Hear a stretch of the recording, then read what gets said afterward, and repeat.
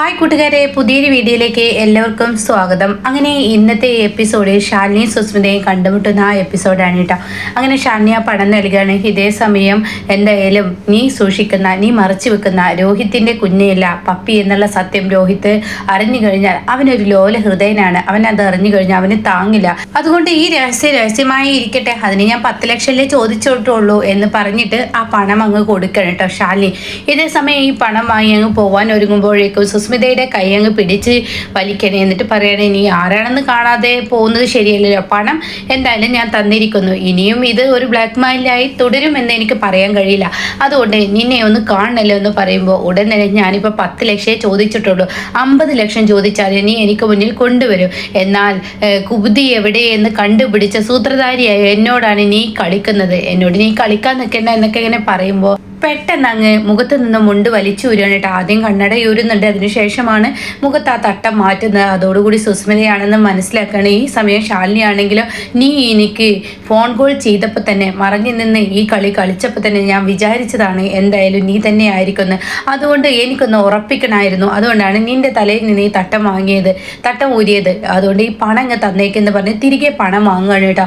ഇതേ സമയം സുസ്മിത, നീ ഇത് ചെയ്യുമെന്ന് എനിക്കറിയാം, ഞാനാണെന്ന് ഇതിൻ്റെ പിറകിലൊന്നും നിനക്കും അറിയാം, അതുകൊണ്ട് തന്നെ കുബുദ്ധി കണ്ടുപിടിച്ചാൽ എന്നെ നീ പറ്റിക്കാൻ നോക്കിയാൽ ഒരിക്കലും അത് നടക്കത്തില്ല, എന്തായാലും ആ പണം ഞാൻ വാങ്ങാൻ വന്നിട്ടുണ്ടെങ്കിൽ ആ പണം ഞാൻ കൊണ്ടുപോയിരിക്കും. ഇത് കേൾക്കുന്ന ശാലിനി ഒരിക്കലും തന്നിരിക്കില്ല, നിന്നെ പോലെ ഒരു കള്ളിയായൊരു പെണ്ണിനെ സത്യഭാമ എന്ത് പറഞ്ഞാലും വിശ്വസിക്കില്ല, അതെനിക്കറിയാടി, ഞാൻ സത്യഭാമയുടെ മുന്നിൽ ചെന്ന സത്യഭാമ വിശ്വസിക്കില്ലെന്നും സത്യഭാമ എന്നെ സ്വീകരിക്കില്ലെന്നും എനിക്ക് നന്നായി അറിയാടി, അതുകൊണ്ട് സൂത്രങ്ങൾ കണ്ടുപിടിച്ച സുസ്മിതയോട് നീ കളിക്കാൻ നിൽക്കണ്ട, നിന്റെ പിറകിലോട്ട് അങ്ങ് നോക്കടി എന്നും പറഞ്ഞ് കവളങ്ങ് പിടിച്ച് തിരിക്കുമ്പോൾ ഒരാൾ മരത്തിനിടയിൽ നിന്ന് വീഡിയോ എടുക്കുന്ന ആ ദൃശ്യമായിരിക്കട്ടോ ഇത് കാണുന്ന ഷാലിനി ആകെ ഞെട്ടിപ്പോവാണ്.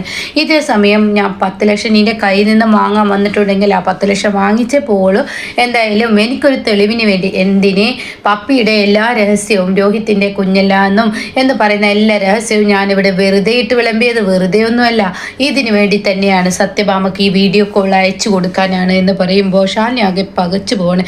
തൻ്റെ കയ്യിലുള്ള ആ പണപ്പെട്ടി താഴെ വീഴുന്നു. പിന്നീട് ആ ആള് വന്നിട്ട് ആ പണപ്പെട്ടി എടുക്കുന്നു. ഇതേ സമയം എന്നാ പോട്ടെടി, ഇനി അധികം ഞാൻ നിൽക്കുന്നില്ല, ഞാൻ വന്ന കാര്യം നടന്നിരിക്കുന്നു, ഞാൻ പോകുന്നു എന്ന് പറഞ്ഞു പോകുമ്പോൾ ഷാലിനി ആകെ ഞെട്ടി നിൽക്കുകയാണ് കേട്ടോ. ഇതേ സമയം ക്ഷമയെ രോഹിത്തിനെയാണ് കാണിക്കുന്നത്. അവർ ആ വീട് ഫുൾ അലങ്കരിച്ചത് കാണുമ്പോൾ ക്ഷമ പറയണേ, കഴിഞ്ഞ തവണ പോലും എൻ്റെ വെഡ്ഡിങ് ഇങ്ങനെ അലങ്കരിച്ചിട്ടില്ല, ഇതിപ്പോൾ എന്താണ്, ഇപ്പോൾ ഇത് വലിയൊരു സർപ്രൈസ് തന്നെ എന്നൊക്കെ ഇങ്ങനെ പറയുമ്പോൾ ഇത് സത്യാമ്മയുടെ ഇതാണ് എന്ന് പറയണേട്ടോ. അപ്പോൾ ഇത് കേൾക്കുന്ന എന്തായാലും എന്തൊക്കെ സത്യാമ്മ മനസ്സിൽ കുറിച്ചിട്ടുണ്ട്, എനിക്ക് എൻ്റെ ജീവിതത്തിൽ എൻ്റെ വെഡ്ഡിങ് നടത്തുന്ന സന്തോഷമല്ല രോഹിത്തെ, അത് കേൾക്കുന്ന രോഹിത്തെ പിന്നെ എന്ന് ചോദിച്ച ഉടൻ തന്നെ എൻ്റെ കുഞ്ഞേച്ചി എല്ലാവരും ഈ വീട്ടിൽ ഒരുമിക്കല്ലേ, അതാണ് എൻ്റെ സന്തോഷം, എന്തായാലും ഇനി ഇവിടെ മുന്നോട്ട് നിൽക്കാനുള്ള ആ ഒരു സമ്മതം കൂടി സത്യാമ്മ നൽകി കഴിഞ്ഞ് തീർച്ചയായും ഈ വീടൊരു സ്വർഗം തന്നെയാവും. അത് കേൾക്കുന്ന രോഹിത്ത് പറയണേ, എന്തൊക്കെയോ മാറ്റങ്ങൾ സത്യാമ്മക്ക് ഉണ്ടെന്ന് പറയുമ്പോഴാണ് കേട്ടോ പൊന്നി ആ വഴി കടന്നു പോകുന്നത്. പൊന്നിയെ കണ്ടയുടൻ തന്നെ ഇവിടെ ക്ഷമ വിളിക്കണേ, എന്നിട്ട് പറയണേ, പൊന്നിച്ചി ഒന്ന് അവിടെ നിന്നേന്ന് പറയണേ.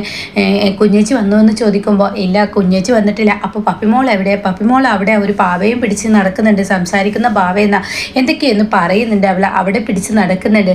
പിന്നെ സത്യാമ്മയെ ഒന്ന് ചോദിച്ച ഉടൻ തന്നെ സത്യാമ്മ പുറത്തോട്ട് കണ്ണും കാതും ഒക്കെ ഇട്ടിട്ട് ഷാനിയെ വരവേൽക്കാൻ നിൽക്കുന്നുണ്ടെന്ന് പറയുമ്പോൾ ക്ഷാമക്ക് വിശ്വസിക്കാനാവുന്നില്ല കേട്ടോ. അങ്ങനെ ക്ഷാമ പറയണേ, രോഹിത്തെ എന്നാൽ നമുക്കും അങ്ങോട്ടേക്ക് പോവാം, കുഞ്ഞേച്ചിയെ വരവേൽക്കാൻ കാണണം, എനിക്കും കാണണം, എനിക്കും അത് ആ കാഴ്ച കാണണം, ഈ വീട്ടിൽ വലിയൊരു സന്തോഷം തന്നെയെന്ന് പറഞ്ഞ് പുറത്തോട്ട് ചെല്ലാനായിട്ടാണ്. ഈ സമയം സത്യാമ്മ കാണാൻ മുറ്റത്തോട്ട് ഇങ്ങനെ നോക്കി നിൽക്കുന്നത് ഷാലിനിയെ നോക്കി നിൽക്കുകയാണ്. ഇത് കാണുന്ന രാഘവന് ഒത്തിരി സന്തോഷമാവണം. അങ്ങനെ രാഘവൻ മനസ്സുകൊണ്ട് പറയണേ, എൻ്റെ പഴയ മാമയെ എനിക്ക് തിരിച്ചു കിട്ടിയിരിക്കുന്നു, മനസ്സുകൊണ്ട് എല്ലാം അവൾ നേരായ മാർഗത്തിൽ വന്നിരിക്കുന്നു എന്നൊക്കെ ഇങ്ങനെ പറയുമ്പോൾ ഉടൻ തന്നെ അവിടെ പൊന്നി വരാനായിട്ട്. അങ്ങനെ പൊന്നിയോട് പറയണേ, കാര്യങ്ങളൊക്കെ ഒരുക്കി വെച്ചിട്ടില്ലേ എന്നൊക്കെ ഇങ്ങനെ ചോദിക്കുകയാണ്. അതേ ഒരുക്കി വെച്ചിട്ടുണ്ട് എന്ന് പറയുന്നത്. ഇതേ സമയം സത്യാമ്മ പറയുന്നുണ്ട്, ഷാലിനി ഇപ്പോൾ വരും, ഷാലിനി വരുമ്പോൾ അവൾക്ക് വേണ്ട എല്ലാ കാര്യങ്ങളും ചെയ്തു കൊടുക്കണം, അവൾ സാധാരണ ഒരു പെണ്ണല്ലല്ലോ, അവളൊരു കലക്ടറല്ലേ, ഒരു കലക്ടറെ അതിൻ്റെതായ രീതിയിൽ സ്വീകരിക്കണ്ടേ എന്നൊക്കെ പറയുമ്പോൾ രാഘവന് വിശ്വസിക്കാൻ കഴിയുന്നില്ല. വിഷ്ണു ആണെങ്കിലും ഈശ്വര അമ്മയുടെ കാട്ടിക്കെട്ടുകൾ കാണുമ്പോൾ എനിക്ക് പേടിയാവുന്നു, ഇനി എന്ത് സംഭവിക്കുന്നു എനിക്കറിയാൻ കഴിയില്ല, കാരണം കുറച്ച് നിമിഷങ്ങൾ കഴിഞ്ഞ് അമ്മ വേറെ ആവുമോ എന്നൊരു പേടിയുണ്ട് കേട്ടോ. അപ്പോഴാണ് സത്യഭാമയുടെ കൂട്ടുകാരികൾ വരുന്നത്. അങ്ങനെ സത്യഭാമ അവരെ സ്വീകരിക്കുകയാണ്. സത്യഭാമയെ പരിപാടിയൊക്കെ കഴിഞ്ഞു എന്ന് ചോദിക്കുമ്പോൾ ഇല്ല, തുടങ്ങുന്നേ ഉള്ളൂ, പിന്നെ എന്താ കാത്തു നിൽക്കുന്നതെന്ന് പറയുമ്പോൾ എൻ്റെ മൂത്ത മരുമകളില്ലേ ശാലിനി, വെറും ശാലിനി അല്ല, വിഷ്ണു ശാലിനി, IAS കാരി, അവളെ വരുന്നുണ്ടെന്ന് പറഞ്ഞിട്ട് ഇത് കേൾക്കുന്ന സത്യഭാമ ആ പറയുന്നത് കേൾക്കുമ്പോൾ എല്ലാവരും ഞെട്ടിപ്പോവാണ്. സത്യഭാമ സ്വന്തം മരുമകളെ എന്നൊക്കെ ഇങ്ങനെ പറയുന്നത് കേൾക്കുമ്പോൾ വിശ്വസിക്കാനാവാതെ വിഷ്ണു കേട്ടോ. അപ്പോൾ ഈ സമയം അവൾ വരുന്നുണ്ട്, അവളൊരു കലക്ടറല്ലേ, അതും ഈ ഒരു നാട്ടിലെ കലക്ടർ, അവൾക്ക് വേണ്ട രീതിയിൽ തന്നെ സ്വീകരണ കാര്യങ്ങളൊക്കെ നോക്കണം എന്നൊക്കെ പറഞ്ഞിട്ട് ശ്യാമ ഇവർക്ക് വേണ്ട ജ്യൂസ് ഒന്ന് എടുത്തു കൊടുത്തേ എന്ന് ശ്യാമയോട് ആവശ്യപ്പെടുകയായിട്ട് അങ്ങനെ ശ്യാമ അവർക്ക് വേണ്ട ജ്യൂസ് എടുത്തു കൊടുക്കുകയാണ്. ഇതേ സമയം ഒത്തിരി പേര് അകത്തുണ്ടാവും. അപ്പോൾ അവർ പറയണ ഈ സത്യാമ്മയും മരുമകളും കൂടിയിട്ട് എന്തോ കിരിയും പാമ്പും എന്നൊക്കെ പറഞ്ഞിരുന്നല്ലേ, ഇപ്പോൾ അവർ അടയും ചക്കരയായോ എന്നൊക്കെ ഇങ്ങനെ പറയുമ്പോൾ കൂടെ തന്നെ അവിടെ പറയാണ് എന്തായാലും അമ്മായിമ്മയും മരുമകളും ഇടയ്ക്കൊക്കെ അങ്ങനെ വഴക്കുണ്ടാവുന്ന ഒരുമിക്കുന്നത് അതൊക്കെ രസമാണ് ജീവിതത്തിൽ, നമ്മുടെയൊക്കെ ജീവിതത്തിൽ അങ്ങനെയൊക്കെ തന്നെയല്ലേ എന്നൊക്കെ പറഞ്ഞ് അവർ ചിരിക്കുമ്പോഴാണ് കേട്ടോ ശ്യാമ ജ്യൂസ് കൊടുത്തു കൊടുക്കണം. അങ്ങനെ ആ ജ്യൂസ് കുടിക്കണം.